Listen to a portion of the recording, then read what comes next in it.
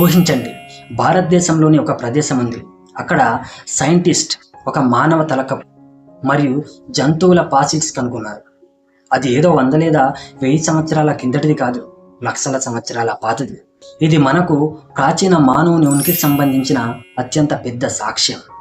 ఇది అంటే మన పూర్వీకులు ప్రీ హిస్టారిక్ హ్యూమన్స్ భారతదేశంలోనే ఉన్నారన్నమాట. హాయ్ అందరికీ, నేను హరీష్. ఇది మీ గలం ఎక్స్ప్లోర్. ఈరోజు ఎక్స్ప్లోర్ చేయబోతున్నది నర్మద వేలీ హ్యూమన్ ఫాసిల్స్. ఇది మధ్యప్రదేశ్లో 1980లో కనుగొనబడింది.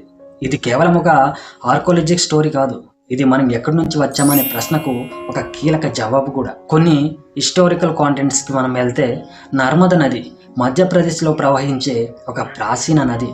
ఈ ప్రాంతం క్రోర్స్ ఆఫ్ ఇయర్స్ నుండి జియోలాజికల్ చేంజెస్ చూసింది. 1960-1980లో నర్మద లోయ దగ్గర ఫాసిల్స్ హంటింగ్లో ఆర్కియాలజిస్టులు చాలా ఇంపార్టెంట్ డిస్కవరీ చేశారు. అందులోనే ముఖ్యమైనది ఒక హ్యూమన్ స్కల్ కప్, అంటే మానవ పుర్రి టోపీ.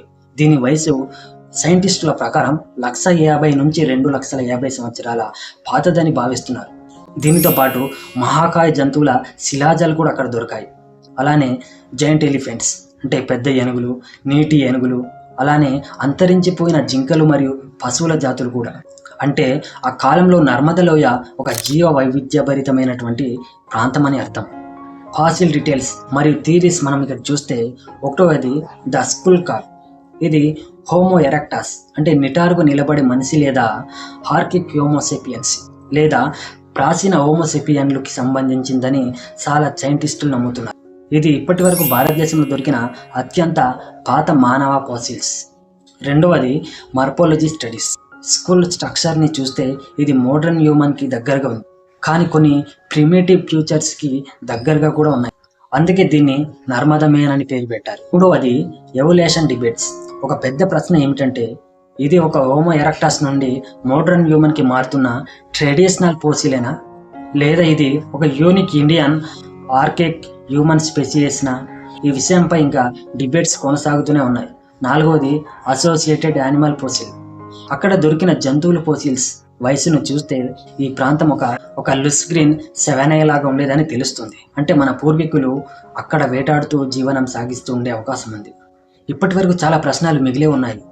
నర్మద స్కిల్ నిజంగా హోమో ఎరెక్టేషనా, లేదా ఇది ఒక కంప్లీట్లీ న్యూ స్పెసియేషనా? ఈ యొక్క పూర్వీకులు తర్వాత ఏమయ్యారు?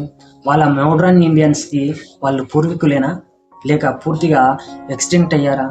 ఇంకా షాకింగ్ విషయం ఏమిటంటే, ఈ స్కుల్ ఇండియాలో దొరికినా కూడా దాని మీద ఎక్కువగా ఇంటర్నేషనల్ సైంటిస్టులు మాత్రం ఎక్కువగా రీసెర్చ్ చేశారు. మన దగ్గర ప్రాపర్ DNA అనాలిసిస్ ఇంకా పూర్తిగా జరగలేదు. అంటే ఈ రహస్యం ఇంకా అన్సాల్వ్గానే ఉంది.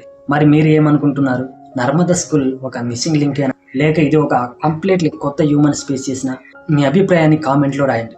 ఈ వీడియో నచ్చితే గలం ఎక్స్ప్లోర్ ఛానల్కి సబ్స్క్రైబ్ చేసి బెల్ ఐకాన్ని నొక్కండి. ఇది Harish signing out. Thank you so much.